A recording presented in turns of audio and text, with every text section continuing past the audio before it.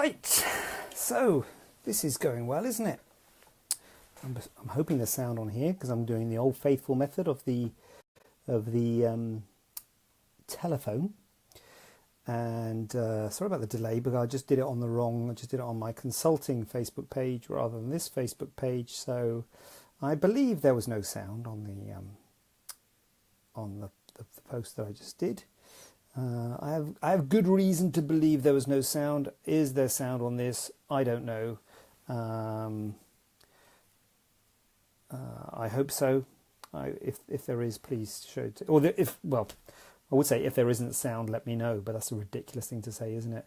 If there is sound, let me know. That would be the more appropriate thing to say. But I'm doing the old faithful technique, going old school, with the old mobile phone and the thing in my ear. So hey ho, so much for that.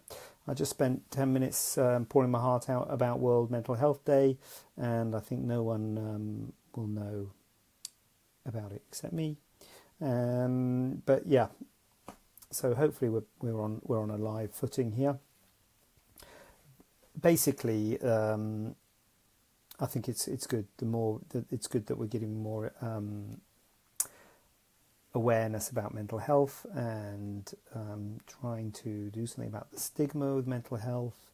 I see it a lot, perhaps on a different level in my work, because I see a lot of people feeling very guilty about having surgery to improve their appearance, and which improves self-esteem, makes them feel better about themselves, but they feel very guilty about that and don't think that they should be spending money on it. It's got a very a bad image. It's got an image of being unnecessary surgery, etc. And I always say to people, well, if it was unnecessary, people wouldn't spend thousands of pounds having it done. Clearly it's necessary, but because it's often not treating a functional problem, it often is treating a functional problem. And that's one of the myths about cosmetic surgery and plastic surgery, that it's all just for vanity. There's often functional issues that we do address, but there's no doubt about it, there's often a significant psychological aspect to the treatment, and it does significantly improve self-esteem.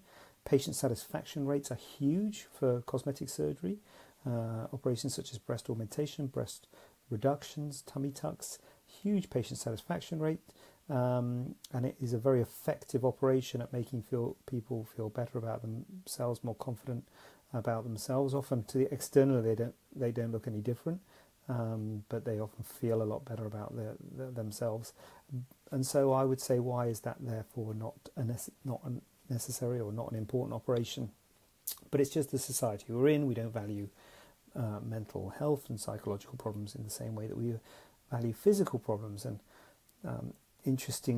one of the interesting thing came to me recently. Last week I was at the BARPS conference, the British Association of Aesthetic Plastic Surgeons, their annual conference. We have a conference every year in Olympia, and I was asked to speak, which was great. I was on the faculty, and I was in the practice management session talking about my experience of setting up my own clinic. And when I talk to my peers and my colleagues, they look at me as if I'm some kind of guru because I've set up my own clinic. It's very uncommon in this country for plastic surgeons to have their own clinics, and so everyone's going, oh, that's the way to do it. Like JJ's done it. He set up his own clinic. He's got the people working for him, and that's how you should do it. But what they don't know is I'm 4 years in now, and certainly it's been a difficult time. And when I very first opened it, it was more difficult than I thought it would be. All my training has been as a doctor and plastic surgeon. I spent years and years honing and perfecting those techniques, and I didn't really know anything about business, and it was very difficult for me. And you realise the importance of psychological well-being. I think it's like anything, you only realise the importance of something when you've lost it. And I did a blog post a while ago called Health, Wealth or Happiness, and out of the three of those things, the only really important one is happiness. I think obviously they're all nice to have, but happiness is the most important one in my eyes, because there's no point in having health or wealth if you're not happy. And unfortunately, I think a lot of people are not happy, and it's a problem that we've got in our society. But we don't seem to value or treat psychological or mental problems in the same way that we treat physical problems. And they certainly got a stigma if someone's off work for depression or anxiety. Then when they come back from work, it's a little bit awkward. Whereas if you're off work for breaking your arm, it's, how's your arm? Don't lift that heavy thing. Let me lift it for you. But so I think it's great that mental health is getting more attention. The Royals are backing it, which is fantastic. And I think the more people come out and acknowledge that it's a mainstream problem, the better. I've got small children, and it is something that worries me, because it is I won't say a disease, but a problem that it does affect the young people, and a lot of people die from it, and a lot of people have significant morbidity from it. So it's a huge cause of morbidity and mortality in this country, particularly amongst young people, and yet it's not treated in the same way as physical problems like, cancer and heart disease and things like that. But I think one of the problems is that treatments are a little bit less tangible. I think it's obvious to see, with heart disease and cancers, the treatments are quite clear and well defined, and so it's easy to put money into it and research into it. The mental health problems, dementia, Alzheimer's, depression, anxiety, it's a little bit more difficult. The treatments are a little bit less tangible, so I think that's one of the issues. But yeah, so it'd be great if that's being promoted, and it's something that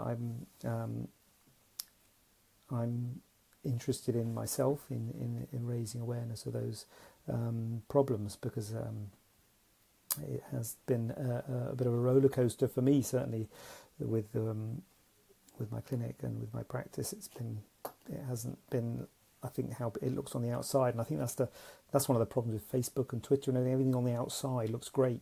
And I go to the BARPS meeting and I meet all these, my friends who I was trained with, and they look at me as if I've done something really good and I've got a fantastic clinic, and I have got a fantastic clinic, and they think, oh, he's got a fantastic practice, he's got a fantastic clinic, isn't he doing well? But I feel like saying, God, that's maybe what it looks like from the outside, but it's been tough. It's been tough growing it. It's been tough building it, and I've learned an awful lot in the last 4 years, and certainly 2 or 3 years ago it was really tough to cover the costs and cover the overheads, which is something I wasn't used to as a doctor. Most doctors don't have any overheads at all, and especially when you've got family and used to living a certain way, and suddenly all your money gets spent on a clinic, which may or may not be a good way to spend your money. But anyway, so there you go. So I'm here now, and I'm doing all right now, and the clinic's building, which is fantastic, and I am doing all right now. But as I say, when people look at the outside, they don't see everything, they just see the headline, and I think that's true with most of our lives. We always make out as if everything's going well, but I think everyone's got their own struggles and ups and downs. So not least the microphone working, because I'm hoping that this microphone is working now. I'm assuming it's working now. To be honest with you, I'm back on the phone, and I always find it a little bit difficult to know whether the comments are coming through on the phone. So there you go. So I'm just going to sit here, ramble on, then I'll finish it, and hopefully I won't realise that it's me talking to myself like it was before.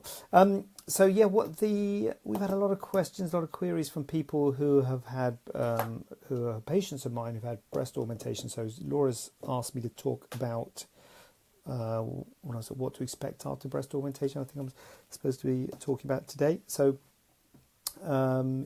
it is, I think, any surgery, I try and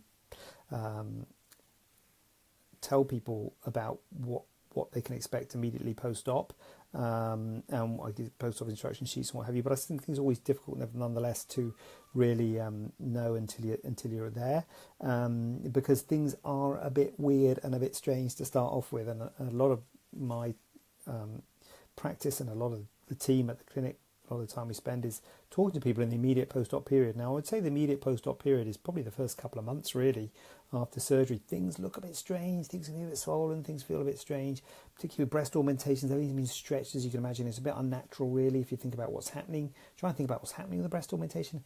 A big foreign body is being put into the breast, and it's often quite tight, and the breast thinks, God, what have you done? What's happening here?